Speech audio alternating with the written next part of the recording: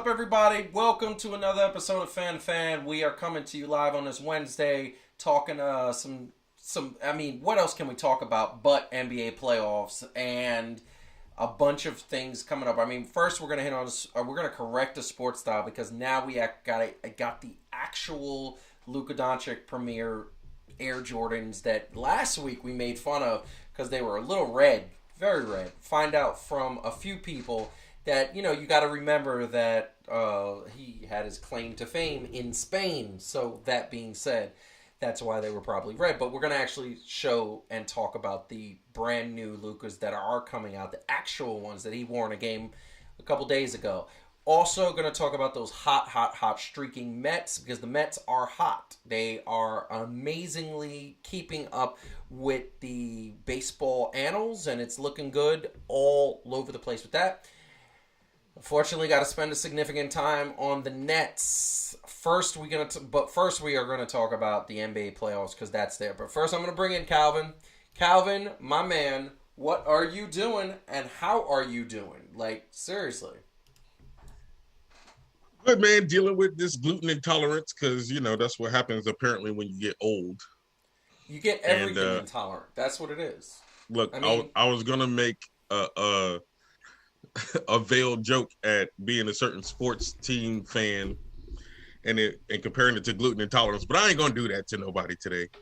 And I'll say Y'all I'm doing good. So don't try. First of all, and I want to tell everybody out there, don't try to play. He's not going to try to play innocent. He ain't going to get away with it because the minute the Nets lost, I got every message. Not so much from him, although I got a few from Calvin, but got it from Marcus, got it from other people. And you know what it was? Is everybody acts like this is my team. Acts like this is like I own the team. They just came at me. And that's fine. That's fine because nothing. Everybody had their points, but I'm gonna say my point, and my point is gonna be final because I'm on the air, and some of those people are not. Neener boo boo. That's the way it is. All right. And Calvin is gonna represent those people because he shares those sentiments. I'm sure. Oh, look. Say what you want. Okay. Here we go. Having a gluten intolerance is much like being a Nets fan. Why are we still on that? We are still talking about gluten intolerance. Yes, having a gluten intolerance is like being a Nets fan because unlike celiac, where you know you can't have the stuff, being gluten intolerant, you can kind of eat the stuff that's not good for you, and you won't have the symptoms and the crappy feelings until much later, right? So I ain't got no time for that, okay? If it's going to be bad for me, it's going to be bad for me from the beginning. Don't be getting me all hyped up just to let me down later. I ain't got no time to be betrayed by sandwiches and basketball teams. One or the other.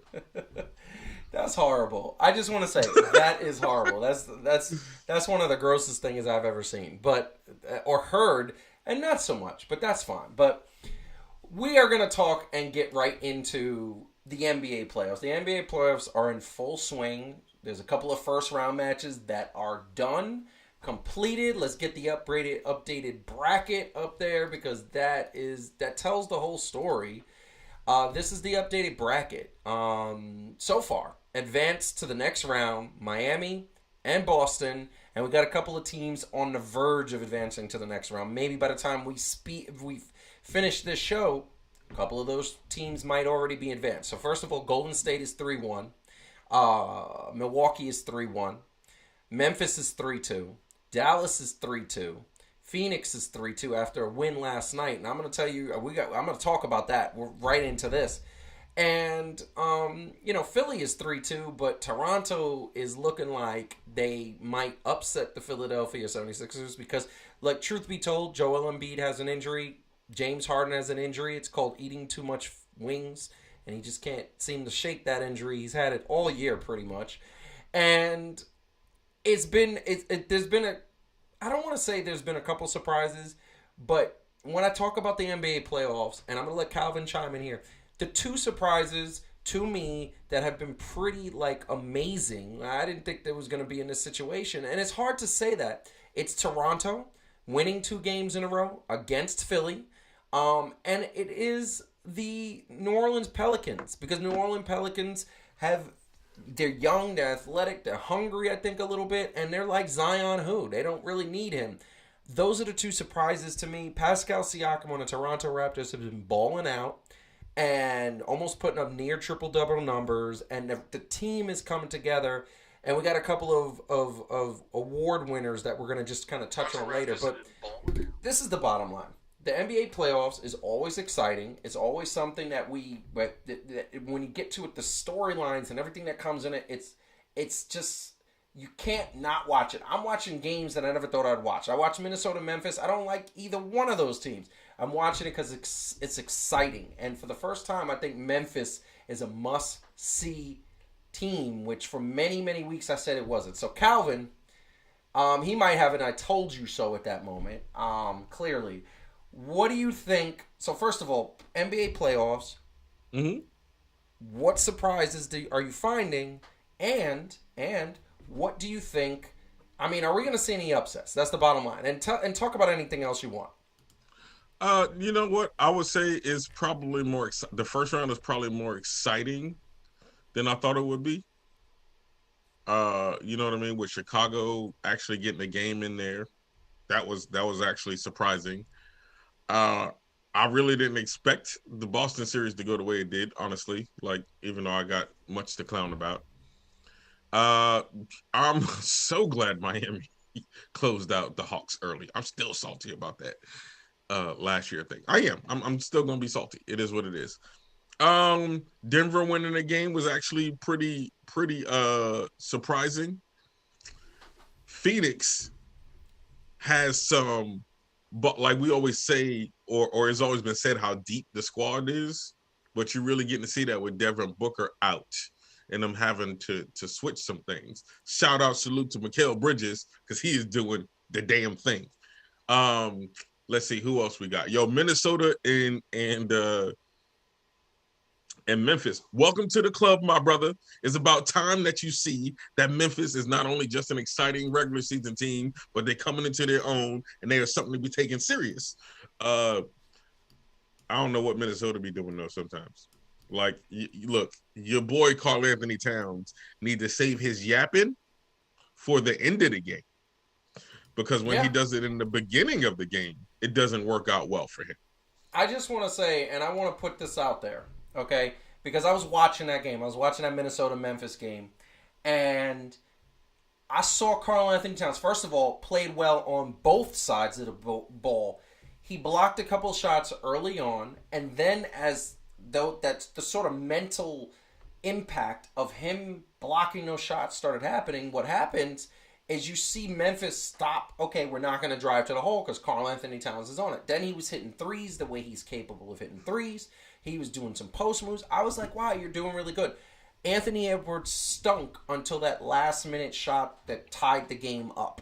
That was the first moment that he was looking, okay, this is Anthony Edwards. And I had Anthony Edwards on my fantasy team. So that was like the moment I was like, okay, this is good. But here's the thing that I say about Memphis, and I've noticed this all year. Memphis reminds me of a really good college team where when they play team basketball, it reminds me of the Detroit Pistons. It reminds me of a few other teams that didn't have all-stars, that didn't have really stars, but just played really well together. Memphis has the chemistry where you see them passing the ball, you see them open-minded, nobody cares about selfishness. John Morant gets his numbers, but John Morant almost had a triple-double. And then ended up with 20-plus points. He is that dude. We know he's that dude. But when Karl Anthony Towns did he did that, I was like, maybe this is the time to do this because he's been playing well. It wasn't. It really wasn't. They lost the game, and you can't talk mess until you win the game. That's the bottom line. Like, it's the playoffs. You got to win games. You want to know an interesting stat? Because, like yourself, I watch some of the other people around, right? And I watch First Things First. After Karl Anthony Towns did the shush to the crowd, John Morant scored like the next 16 points. Yes, he did. He got mad. Inefficiently. And it got even worse because he shushed and scored a couple of points, but then Pat Beverly had the nerve to go and look, and Pat Beverly's Pat Beverly, right? So it's not even here or there. But I mean, he's Pat Bev, right? He's always going to talk mess, whether it works for him or not. But at the same time, he told John Morant he was too small. John Morant went and got the next 13 points, 6 for 6 for free throws, 2 3-pointers, and all this other stuff. You know what I mean? And it's like,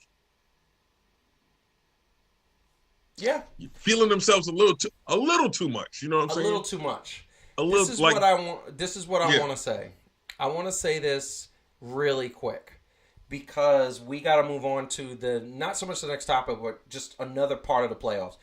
But I thought this was Minnesota's year. Minnesota had the athleticism, they had the star power, they had defense, they had a veteran mindset and a good coach. And guess what? Unfortunately, that's going to end first round, and it's because they're playing a Memphis team that has it.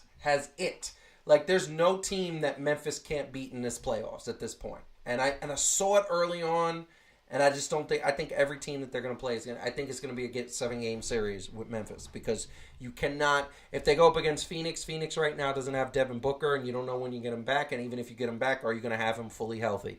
And guess what? Phoenix ain't the impenetrable force that they are. Golden State is still that team, and of course I would pick Golden State, but you know what? Memphis has had Golden State's number in the past, right? They've beaten Golden State before.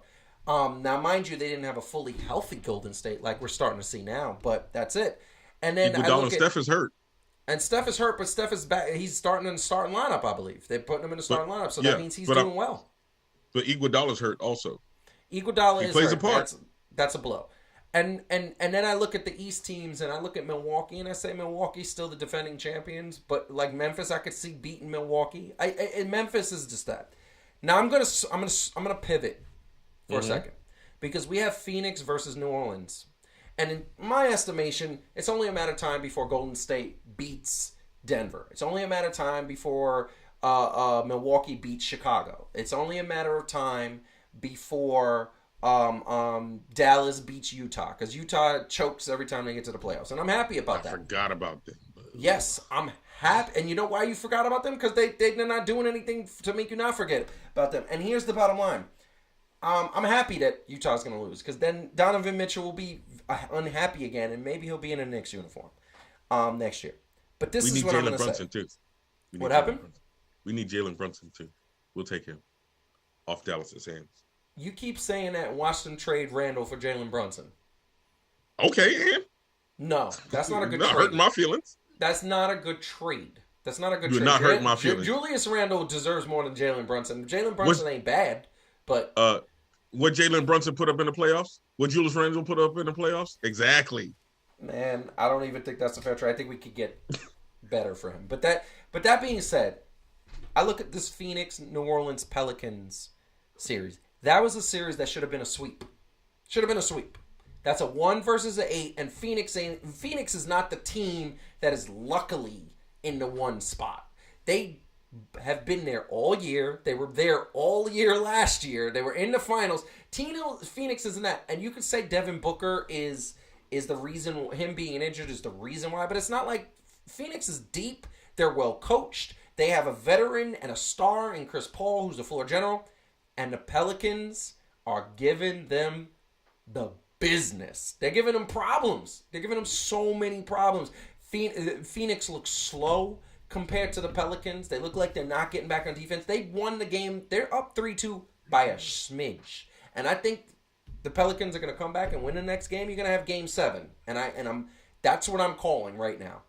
But Brandon Ingram has been balling. Okay? He's been balling. And now you got 3-2. You're going back to New Orleans. And are we about to see an upset? That's what I want to know from you. Are we about to see an upset? Nah. Really? Did you not see? Look, I know the outcome was not that big of a margin, but Mikal Bridges, right, not only put up 31, right, effectively,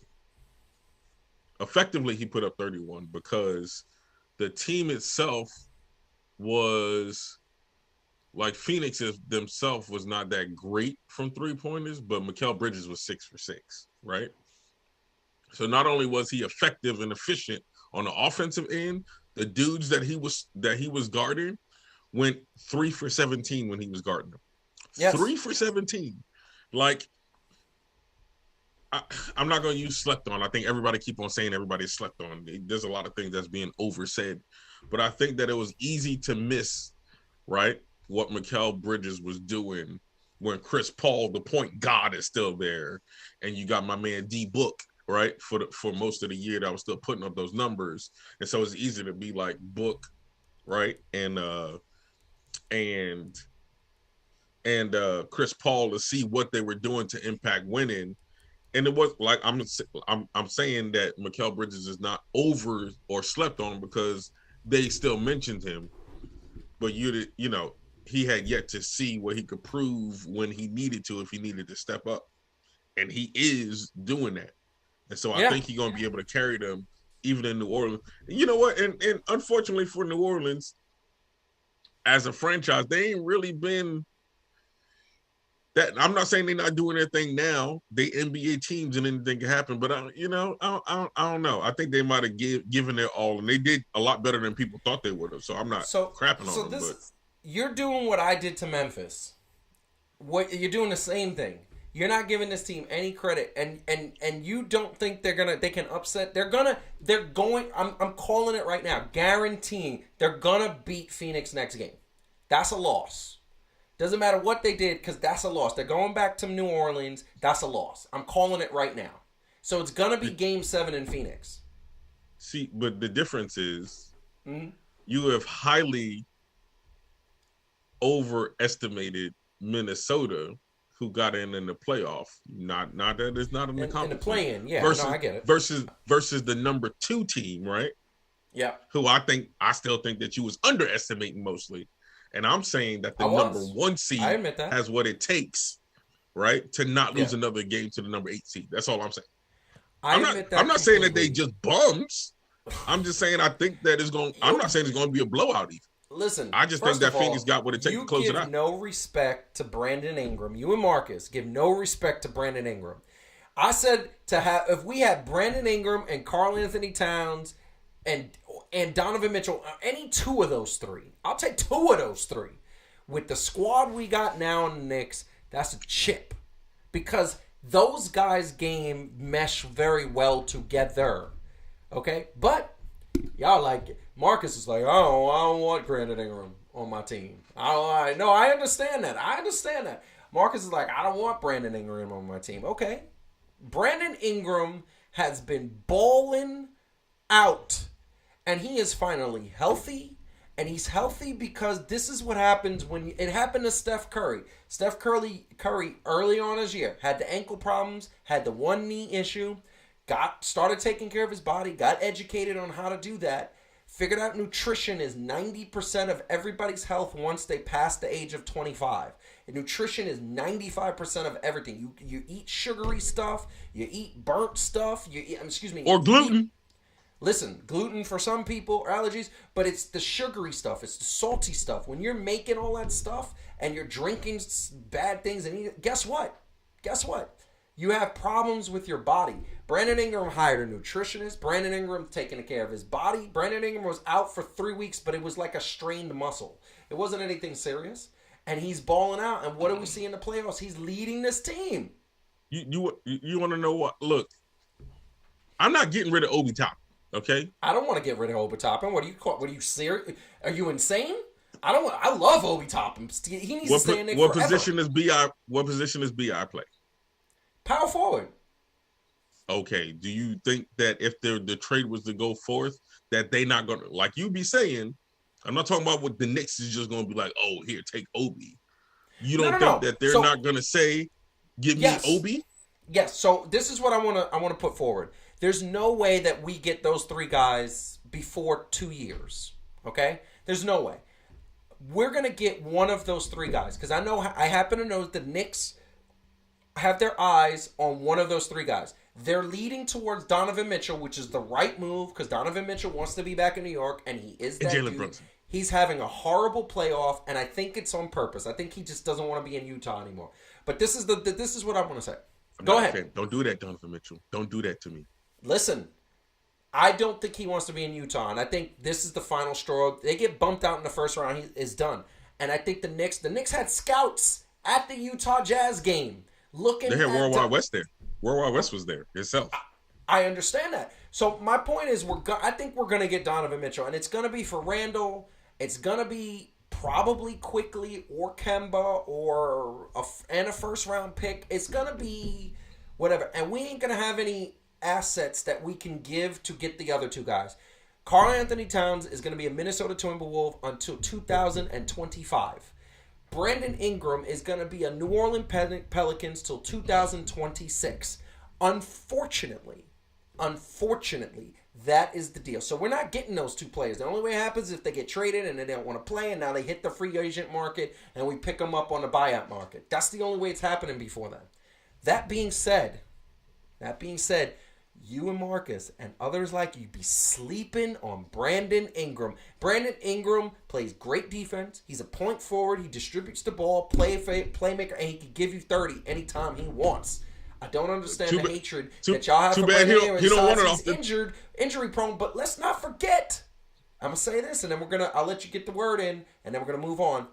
He's 24 years old. He's a pup. He hasn't even hit his prime yet. His body hasn't even got that man weight yet, the muscle where he's like thick. He's not that. So why y'all hating? I don't understand it. Please say what you want. It's not hating, bro. Don't KD me. It's not hate. It's not hate whatsoever. Yo, look. I mean, I never gave you too much flack about BI. He all right. He decent. I'm cool with Obi though. I'm cool with Obi. Why Is do what you I'm saying. keep assuming that we got to give up? First of all, they're not giving up Obi. The reason why it's so easy to give up Julius Randle is because we got Obi. Obi's the better Julius Randle in every way. So why Obi would just do Obi. Obi don't exactly. need to look. Look, the five best. Obi, and Obi. Okay, Heidi, tell him. Dylan. Yeah. And I mean, I don't want to give up RJ because what did I tell y'all this? I told y'all at the 20 episodes That's not happening ago. either.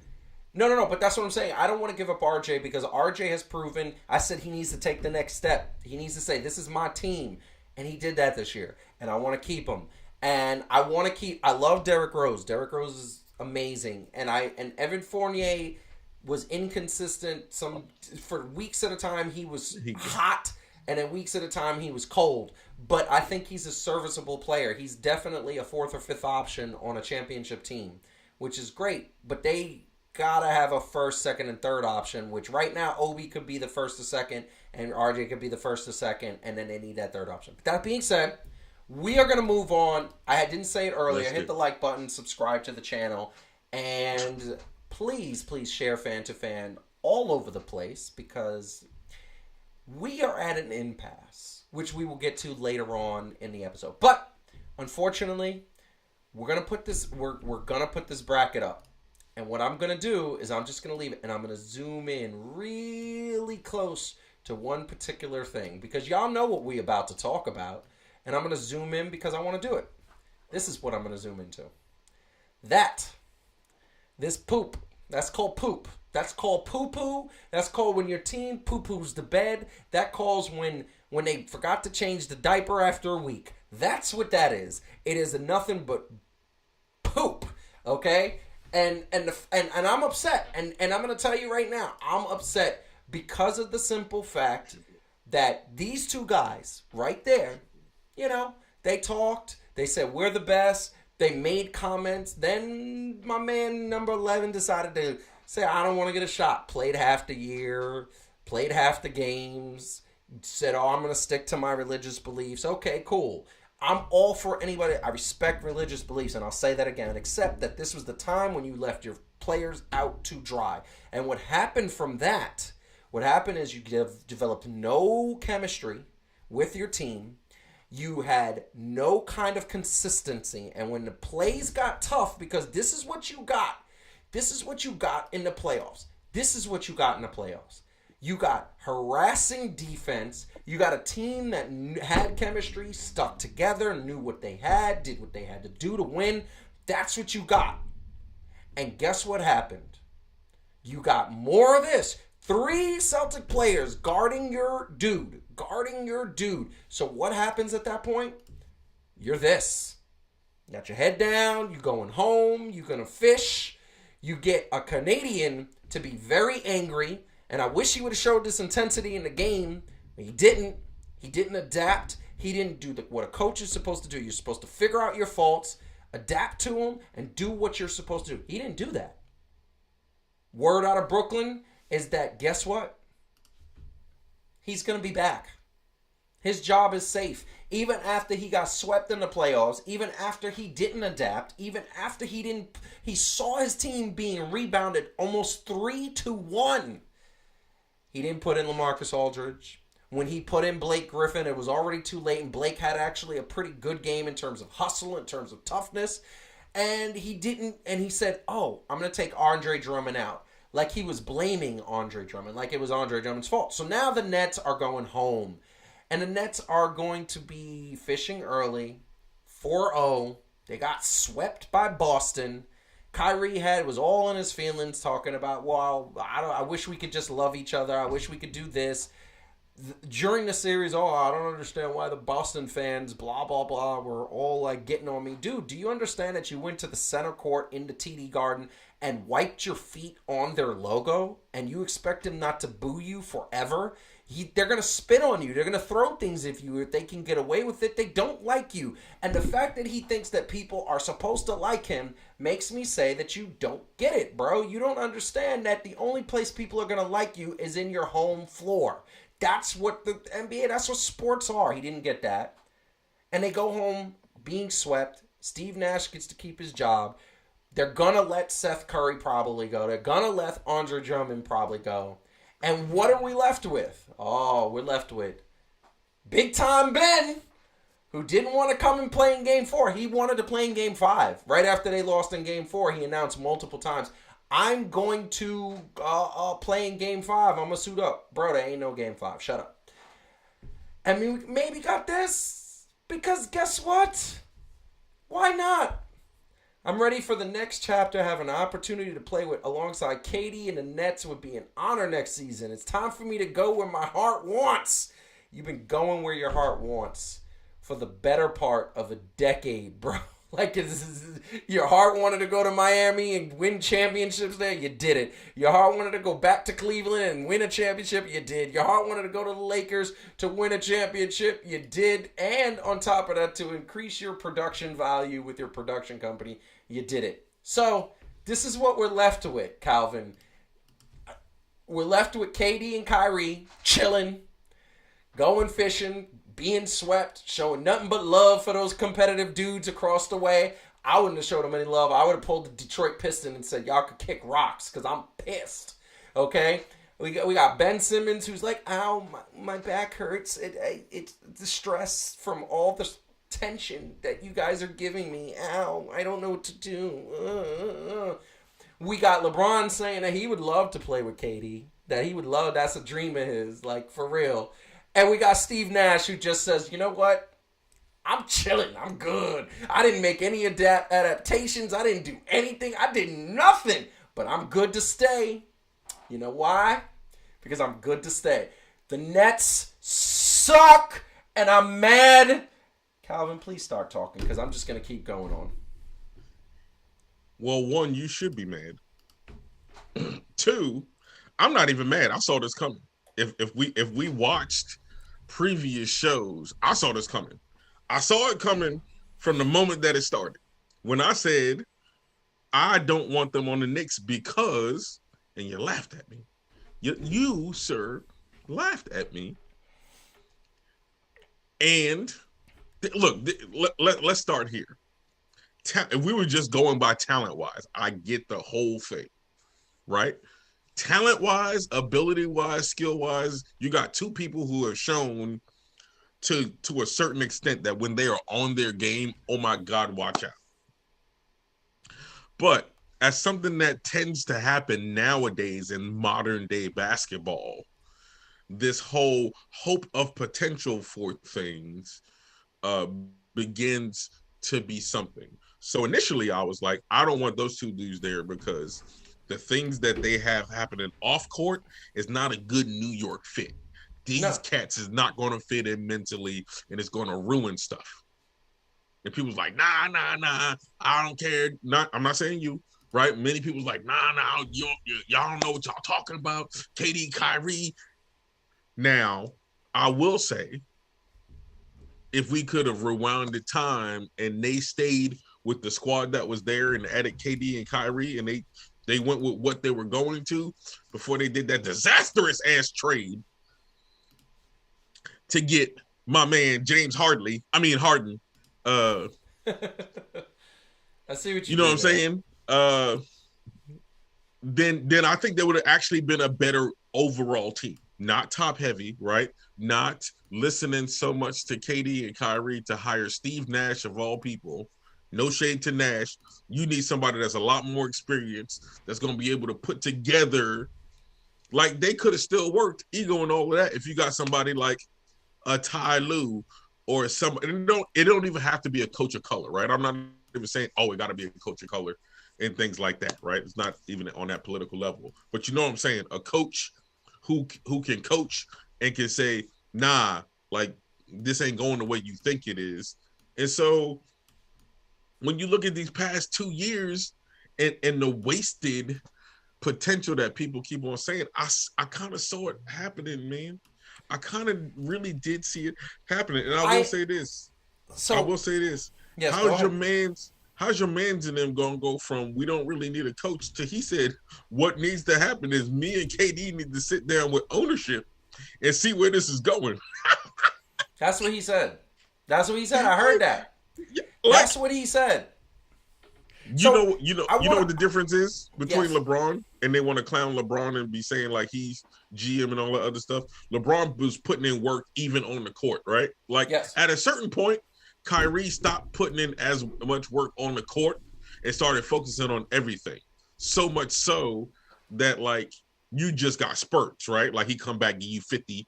And I'm not gonna lie, right? I was like, yo, like, you know, my man is legit. If he playing like this, which is true. It's just that with him and to a lesser extent KD, those ifs become too big. So you know what? I want to call out something right now. So first and foremost, none of this is KD's fault. Besides the fact he showed loyalty to a guy that didn't that basically stood him up. That's basically what Kyrie did this year, and I understand why, and that's commendable to him. KD had one injury. KD every time he was healthy on the court balled out, and I don't fault him for this Boston series where the first 3 games he was poo poo because they played good defense, and good defense wins championships. It really does. And they were fast. They were all over the place. They harassed him. They caused him to turn the ball over. This is what I'm gonna call out. I just got finished saying a couple minutes ago, I respect religion. Kyrie is a Muslim, and him being a Muslim is very commendable. I think the Muslim religion is one of the coolest religions in the world. Especially when you see what's really at heart, like really is at heart. I'm not a religious person, but I think that and Buddhism are the 2 religions that I'm like, oh, there's some cool aspects of it. And the thing is that Kyrie was fasting for Ramadan, and he was doing the thing that you're supposed to do. You know what's funny about that? There are other Muslims that have played in the NBA and have not sucked during Ramadan, and this is the 2nd year in a row that he looks like he's worn out. He looks like he's malnutritioned. He looks like he's not doing what he's supposed to do. Now, I can't confirm that he wasn't doing what he's supposed to do, but all I know is that he looked worn out in this 4-game series. This 4 games, he looked worn out every single game except the first one. And what was amazing about that is that you shouldn't be worn out. You barely played this year. And you did get your conditioning up because you were playing for the last 2.5 months. So it wasn't conditioning. He was healthy. And here's the thing that I want to say, and I want to say this very clearly. There are other Muslims who played in the NBA. Why are you not reaching out to Kareem Abdul-Jabbar? Why are you not reaching out to Shareem Abdul-Rauf? I might be saying that wrong because I'm horrible with names. But that man was one of the best players on the court. Why are you not reaching out to other Muslims who have figured this out and done nutrition and figured out what you're supposed to do this time so you can keep up the energy level so that way you can play at your peak performance? He didn't play at his peak performance. He let KD down, and now we're where we're at. And then the last thing I'm going to say is that he sat up there and said we don't need a coach, and now you need a coach. You can't get over this hump without a coach. And you know what's going to happen? Steve Nash is back. And you know who's going to be gone? Because LeBron James wants him. It's Mark Jackson. And guess what? You're going to lose out on an awesome coach. Because you want to keep Steve Nash. And Steve Nash got out-coached. They got swept because of Steve Nash. I'll put some of the blame on Kyrie. I'll put some of the blame on other players, okay? But at the end of the day, Steve Nash didn't use his young players. He didn't adapt to the situation when he was being out-rebounded, and then he just let them lose. It was horrible. Please, feel free. I mean, the problem is, honestly, it's a multifaceted blame fest. It is. Yeah. Like, I'm not blaming KD for not being other players or having a certain mentality, right? But at the same time, part of the problem is Kyrie's the vocal leader, it seems, of the Nets. That's an issue. He doesn't seem consistent enough to continue to be the vocal leader. Not to mention, you got to be there to actually be the vocal leader, right? So you kind of insert yourself by default because of personalities as the vocal leader, but then you take off. Not only was he just not playing, right? He wasn't even available to the team for a hot minute. So it wasn't like he was encouraging them behind the scenes, right? He was just doing his own thing. And so they're so laissez-faire about, oh, well, Kai just doing Kai. I ain't got no beef with James. I ain't got this. You ain't pissed at all. Like you ain't got no piss factor. Now, they was pissed about James Harden because you saw the way they played them. You know what I'm saying? When Philly played. But that's neither here nor there. So like, they try to play it too cool. You know what I'm saying? And it's like, and this is what we loved about the 90s, right? We didn't know who was really boys because we just knew that teams didn't like each other, right? Correct. Michael Jordan wasn't boys with Reggie Miller, wasn't boys with Pat Ewing, wasn't boys with Barkley, right? Was like even in a different coast, right? It wasn't even like, oh, you in a different coast, so we could just be boys and just do this. And I'm not saying they can't be friends, but it happens so much to where it's like, I mean, I can't really like go hard because, you know, that's my boy and everything. And that don't really matter in the grand. Like, they're trying to be too philosophical. Get on the court, get this work, get busted up. Like, how many times me and you played basketball and we was playing? Yeah. You know what I'm saying? Like, we was playing.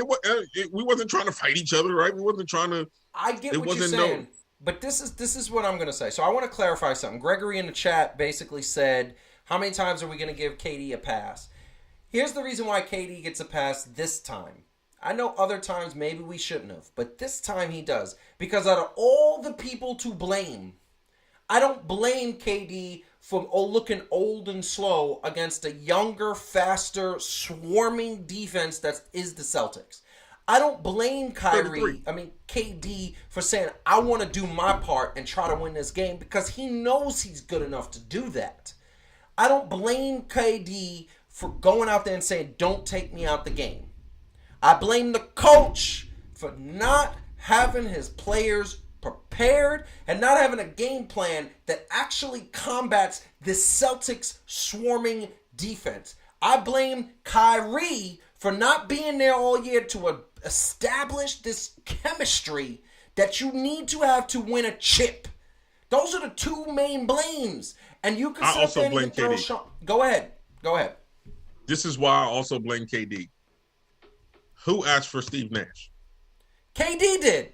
So here's the thing: if you want to give that blame to KD that he has Steve Nash in place, fine, we could give him that. But here's the thing: at the end of the day, out of the main blames, and we haven't even gotten to the most egregious and the most wimpy one of all, which we're going to get to in a second, because I'm going to put this in perspective.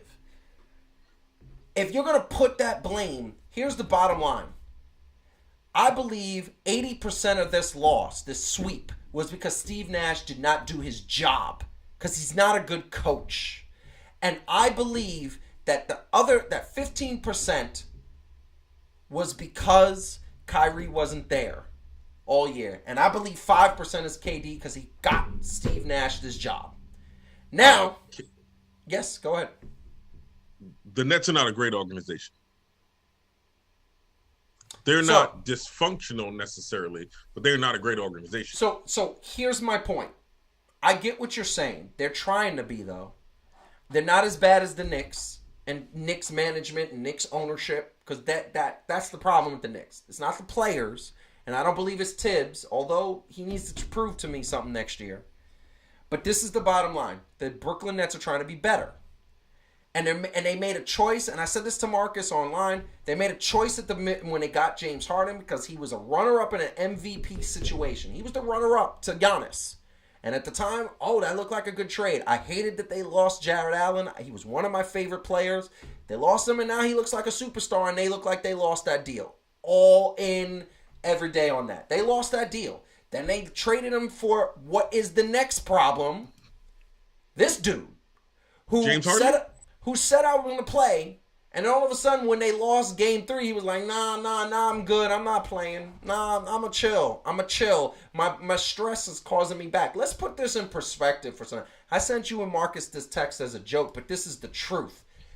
Tiger Woods nearly lost his leg and his life and his severed back and had several back surgeries, and he played sooner than Ben Simmons. Can you believe that? Can you believe that?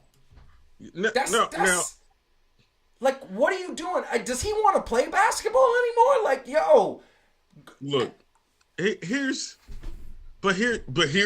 me also. I'm gonna liken it to this. Back in the days, I used to make so much fun of the Backstreet Boys. Back in the day when I was young, I'm right? not a kid anymore. But when some days I really wish I was a kid again. Go ahead. Right? Because we the same age as the Backstreet Boys. Yeah, we that old. Yep. Now when I go to do karaoke, my go-to song is I Want It That Way. What does that mean? I pay so much attention to the things that I be clowning that sometimes I get so. I'm not surprised about Ben Simmons at all. Back when he came in, and him and Joel Embiid used to be on the sidelines, clowning and doing what they was doing and never taking things serious. My man's only 25. He mad ignorant. He mad immature. He's trying to get $20 million for not playing, right? File the grievance for not playing. Yep. Big respects for taking care of your mental. Nobody's clowning that. But it's just a very serious point that a lot of people seem to forget. You signed a contract, just like anybody who works, right? There's this agreement. I'm going to give you compensation for the work that you actually put in. When us as people who don't make as much, I'm not going to say regular people because they're regular people as well. I'm going to stop saying that. They're just athletes. But us who work these jobs that don't pay as much, when we get hurt on the job, we have a thing called FMLA. We don't get the same amount of money, but we get compensated some to be able to take care of what we need to take care of.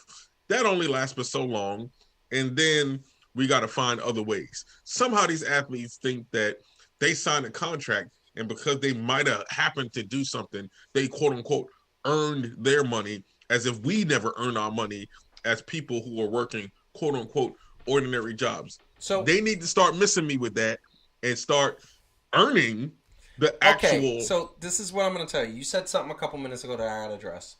Nobody should clown anybody who has a mental disease. I don't. No. That's what I'm saying. And you said, that's what you said. I know. But here's the thing.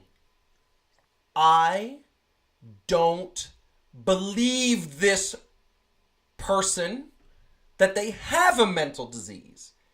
It seems like it's lies. It seems like you didn't like the team you were on, and when the team you were on decided to call your bluff and say, no, you gonna come play for us or you're not gonna get paid, you said, oh, I'm stressed, I'm emotional, oh. And then when you got traded and you looked all happy because you traded, and now you look healthy, and now you look ready to play, and now you look then you were like, oh, wait, no, I'm stressed. Oh, no, I'm going to file a grievance.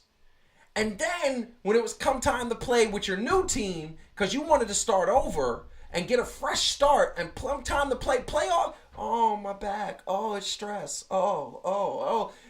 And you know what's the problem with this? The problem with this is if I'm the Nets, I'm done with him.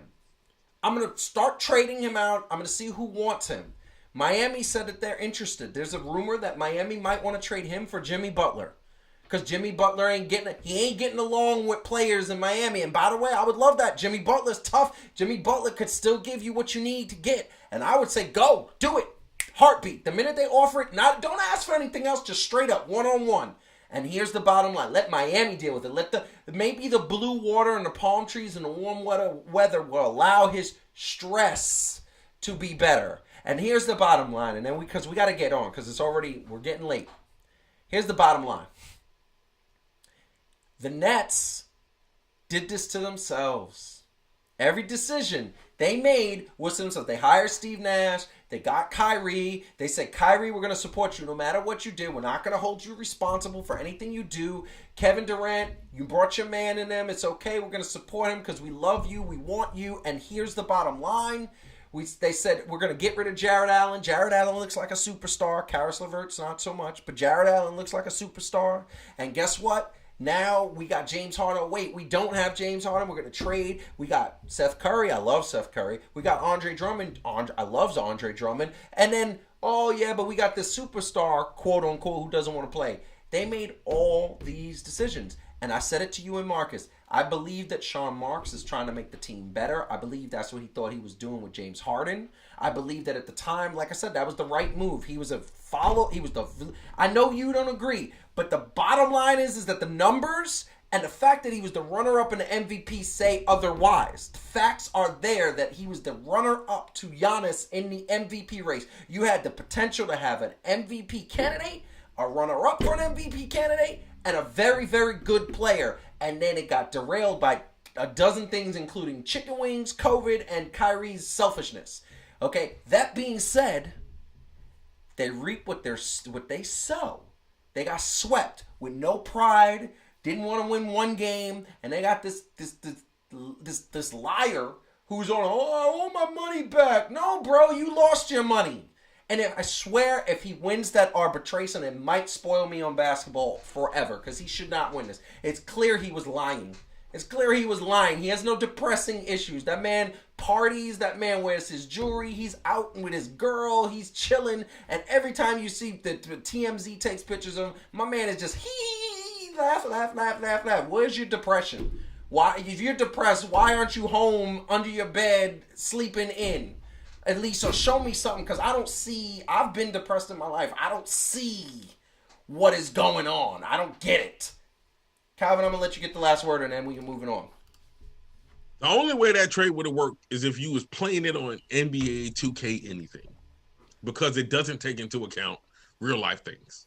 Yep. That's all I'm going to say. I mean, I'm not. Quick and straight to the point. Now, I want to just say really quick, we got to do some honorable mentions, because there were some awards given out, and I just want to get really quick, Calvin. Rookie of the Year, Scotty Barnes. You agree? Yep. Absolutely. Best Defensive Player of the Year, Marcus Smart. You agree? Yeah. I agree with that. I don't like him at all. Can't stand him. But if he was on the Knicks or Nets, I'd be so happy to have him. Okay? That's my dude. And you agree, Most Improved Player, John Morant. I feel like he should have been in a higher category. Correct. Because I don't feel like he should have been a finalist for MVP. Yeah, like I don't feel like he was that bad that his improvement was the most improved player. Like, no, they made. I thought this award was for people who were like in single digits and then brought the things up to like upper 19s. No, apparently you can average almost 22 a game, then bring your average up to 27 and you win this award. I feel like they gave it to him. He was a Rookie of the Year. Yeah. Like, I don't get how you go. It was, right? No, and no offense to D'Angelo Russell. He didn't have that kind of thing, right? No. Rookie of the Year, had this whole thing where it just kind of didn't work. Or Markelle Fultz. Or you're right, one of those where he's like, oh, you kind of fell off and then you came back. Oh, Most Improved. Yeah, he was kind of been doing the same thing often. That's like Michael Jordan ever winning Most Improved Player. Like, it's true. Right, yeah, cool. I don't understand. I don't agree with that. He's a talented player, but he should have been in the finalist for MVP. And I feel like what they did was, since he wasn't in the finalist, they said, "Oh, we're going to give him this because we want to give him something." And he's a young star. He's great. He won it. Okay, that's all good. So I disagree with that one. We agree with that. All right. Yeah. We are moving on. Hit the like button, subscribe to the channel Fan2Fan at Fan2Fan Show on Instagram, Twitter, and Facebook. Follow us, please. So we are going to the next topic, and we're going to talk those amazing Mets, because they are doing very, very good. They are they're leading the league in a lot of categories, and we'll get to that in a second. I just want to do a quick recap of every division, because I think we haven't talked baseball in a while, and I want to put this out there. I love baseball. I'm starting to like it a little bit more. Blue Jays ahead of the Yankees. The Yankees won again, so that actually should be tied. They won a couple of minutes ago. The Twins, which to me I never believe, because the Twins are just like they're good all year. They can make the first round of the playoffs. They lose. They get swept. It's just I don't even understand it. It's weird. We got the Mariners and the Angels dead heated, and are the Angels gonna look good? I mean, they got a star. They got 2 stars. They got Mike Trout, who's leading Major League Baseball in hits and almost batting average, and they got Otani, who's just was, man, he's just so good. And then we'll go to the NL Central. We got the Brewers and the Cardinals, and the Cardinals always seem to be doing well, and they've lost 2 straight to the Mets, which we'll get to in a second. And the West is the usual suspects. It's the Giants, it's the Dodgers, it's the Padres. Now even the Rockies. Calvin, your Rockies are starting to look decent. I know, I'm messing with you. Never that. I know. But this is the story. Best record. Look at that. Let's zoom in on that. Let's get a little zoom in. Ooh. Best record in Major League Baseball. I know it's early. We do this every year. 14-6. Last year they were 5-0, and everybody was booking them to the World Series. They ain't even make the playoffs.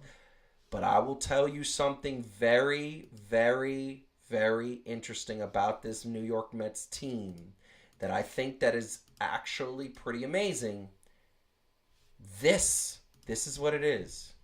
This boss man right here, he's a boss. He's a boss. He got the shades on. He ain't letting anybody see his eyes. He's got that poker face. That man with his poker face makes me, Buck Showalter, he's doing something with these New York Mets that I don't think I've ever seen probably since the 2014 Mets when Terry Collins was the coach. And here's the bottom line. He's taking the young players. He's saying, you guys are good, but I need you to hit. I don't want you trying to hit home runs. Hit base hits so we can get some RBIs. Get on base. Be patient with the ball. Field your position. And he's doing it. And here's the thing that's amazing. And I'm going to read something off for you, Calvin. I'm going to let you respond. Batting stats. The Mets have the 3rd best batting average in Major League Baseball. The Mets are top. Well, they're a little down there in strikeouts, but that's because Jacob deGrom ain't there. I want to just go because I think that it's an amazing thing. I want to go to where is it? Ah, here we go. They are number 3 in ERA in baseball, and that is amazing. And then home runs. Like, we look at the home runs. The Yankees are up there. They're tops in home runs. I believe they're number 11 right now. This team is doing something that we haven't seen in a long time. They're number 2 in runs. That is amazing. They're number 1 in hits. That is amazing. They're in the top 10 in triples. And what is great, they're number 3 in stolen bases. And when I see this, and I want to say, when I see all of these numbers and I see them doing what they're doing, I look at it and go, wow, you guys know what you're doing. And here's the thing that really tells me, this team is the real deal. This is 20 games into the season. It's still early, but by this time last year, 20 games into the season, 5-0 turned into like 6-10, 6-12. They were already lost a bunch of games, and the Mets are really showing people that they can do well, and they don't even have Jacob deGrom back, and that's the crazy part. That's what I look at and go, yeah, you guys know what you're doing. The Mets are doing their thing when it comes to ERA, when it comes to all the things that you could think of, and I mean, look, I say it again. They got a 2.59 ERA. That's a team ERA. They are pitching well. Okay? So, here's the question we ask every year, Calvin, right around this time, right? Do you believe it? Because that's the question. Do we believe the Mets are for real? I mean, yesterday they won in the 9th inning. Yeah, they're doing a lot of that. Scored 5 runs. I like the way people win, right? And I know a lot of people are, especially nowadays, it seems like we want like dominance. But I like to see this early on. I like to see winning in the ninth inning early on. I Yeah. do, right? It's to me, it starts to establish a thing that every baseball team has some kind of lull, right? Even if it's not a super big one, right? Every baseball team through a season has a lull. But to me, starting off like this versus kind of the other times is like, okay, they got something to kind of lean back on, right? If they need that rally, like, yo, we kind of slipping, dude. Remember how we used to do it? You know what I'm saying? Like getting into the practice of like getting those hits, getting timely hits, right? Not just getting hits and putting up numbers. They timely hits. They're runs, right? Home runs when if it's when it's necessary. Understanding the game, letting it come to them, winning with pitching, doing all this other stuff. I get it. It's 20 games in, but it's showing a little something. I'm along for the ride. But so this is the thing that I think is another important thing. The important thing is this is the list of teams that they beat. They beat the Giants 2 out of 3. Excuse me, 3 out of 4. They beat the Phillies 4 out of 5. 4 out of 6, excuse me. That was 2 series. They beat Atlanta, the defending champions, 3 out of 4 times. They beat I'm looking. Oh, and they beat St. Louis the last couple games. All of those teams, if I'm not mistaken, last year were in the playoffs. Oh, and they beat the Nationals a couple times. That's all playoff teams. These are good teams. They haven't even gotten to Pittsburgh, to Cleveland, to Kansas City. They haven't even gotten to Arizona. And no, they beat Arizona a couple games too in there. They haven't even gotten to the teams that we know are not very good, right? And they're winning. And they're winning with good pitching from no-name pitchers that we haven't even heard of. That Max Scherzer, I'm not counting him. I'm counting, I forgot his name. I think it's Caritas or Caritas or something like that. He pitched almost a no-hitter yesterday. And this is the way this team is winning, with good pitching, basic defense, and basic offense. There's not a lot of home runs. They got home runs, don't get me wrong. But they're hitting base hits and getting RBIs and getting runs because the dudes are getting on base. And the stars, Alonso, Pete Alonso? Pete Alonso, and who is the 10-year $1 million, 375? Cano? Who? Not Robinson Cano. No.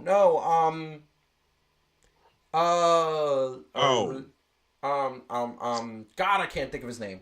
I got his face and his contract in mind. Anyway, he's playing well, and he's playing well in the clutch. He's playing well with the Lindor. Not Lindor. There we go. Francisco Lindor. Marte is playing well, and they're being coached, with a team who you look at and you say this team is good. I think I can finally safely say the Mets are going to the playoffs. That's where I'm going to leave it. The Mets are going to the playoffs because I believe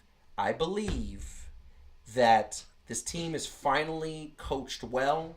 They have an owner who's giving them what they need to win, and they haven't even gotten Jacob deGrom, who's the best pitcher in baseball in my estimation. That's what I think. And by the way, I want to say that we have to give our picks for the season. We're going to wait a couple weeks because you guys always say, oh, we're doing it too early. And yes, you and Heidi talk like that. I'm going to say let's wait. We can wait. Cool. I'm going to tell you my early pick, the Nets. Oh, my bad. You see, I left that petty. in the last topic. Do you want me to go petty. on another rant? I'm too petty. tired to go on another rant. I know. I'm too exhausted. You see it in me. You see it in my energy. My energy was up, and then I talk about the Nets, and it drains my energy. So this is what I believe. I believe this year we're going to get the Yankees in the playoffs. I believe this year we're going to get the Mets in the playoffs. I believe this year that the sacrifice, I don't think the Braves are going to be as good as they were last year. I think they're not going to make the playoffs. I know a lot of Atlanta fans may not like that, but I think that last year wasn't a fluke, but I think people are going to play them hard. And I want to just call out something right now that makes me so happy. It makes me so happy. Who's at the bottom? I know that may not last, but who's at the bottom? Oh, yeah, those cheating sons of you-know-whats. They are at the bottom. And I want them to stay there forever. I don't want Houston to make another playoff forever. That's what they deserve. But That's what I just want to say. So Mets, Get off my lawn. 14-6. It's a beautiful thing, and I love it. Okay. We are moving on to the last topic of the night. We're going into a little bit of sports style.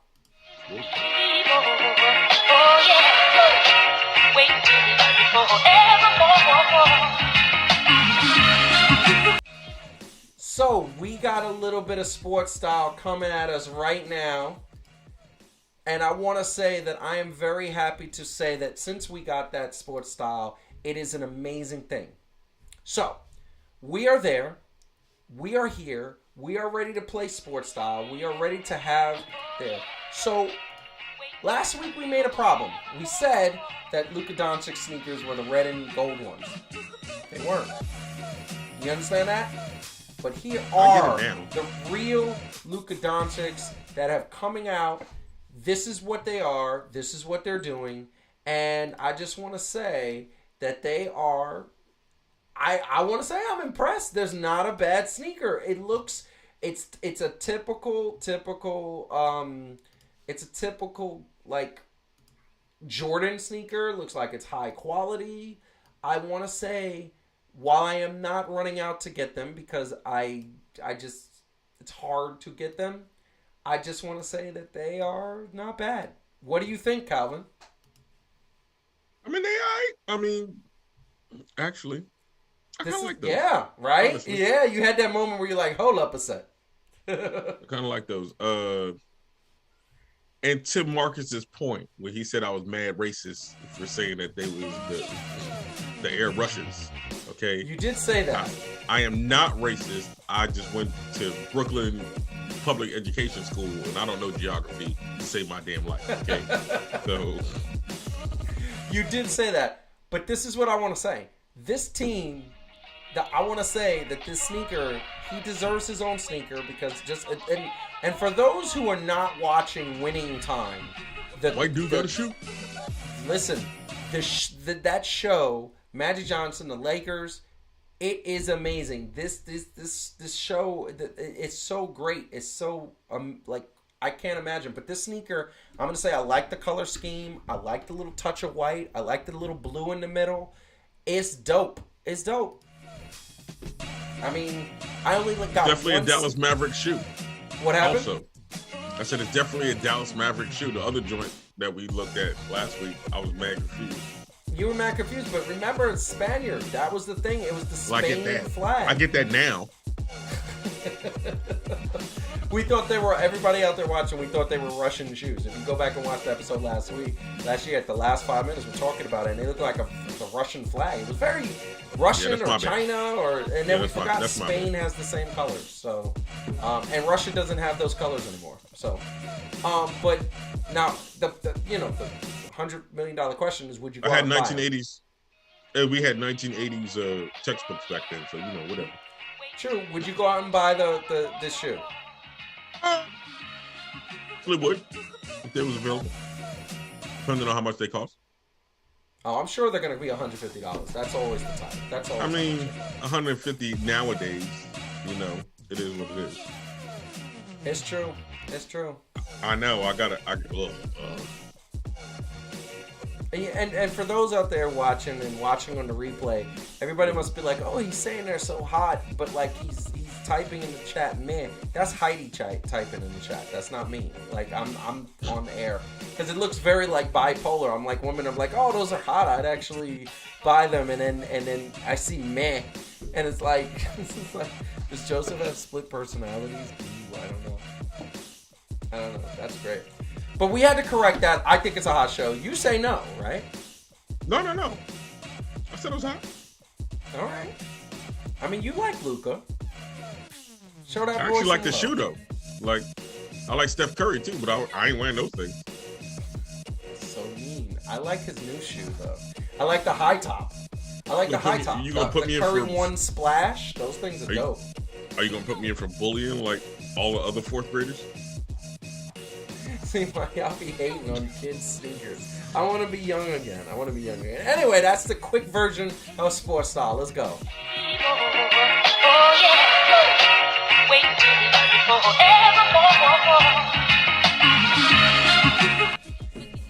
So, Calvin, let's please talk. Mm-hmm.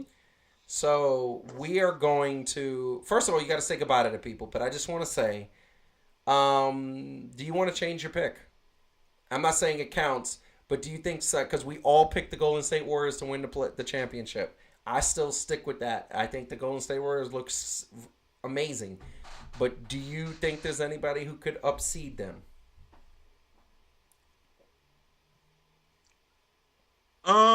Memphis. I'm still going You with that. I feel riding like they're that just gonna Memphis get train? Do stronger. you live in Memphis secretly and you're not telling us? Nah, look, I just been watching the squad, man. They've been getting better. Um, All right. they still all healthy. Fair, and they're young, and they're playing like out of their mind. All right. You know what I'm All saying? right. Like they still all healthy. Say peace out to the people, man. Yo, it's been fun. It's been real. I'm gonna get in here and enjoy my gluten-free snacks. You know what I'm saying? Because that's the road that I got to take nowadays. You know what I'm saying? I got to pay an extra $150 just to get snacks now because I can't eat bread and anything else that got gluten. I hope the rest of y'all can live a gluten tolerant and lactose tolerant life while I'm over here struggling. But your boy still love you. You know what I'm saying?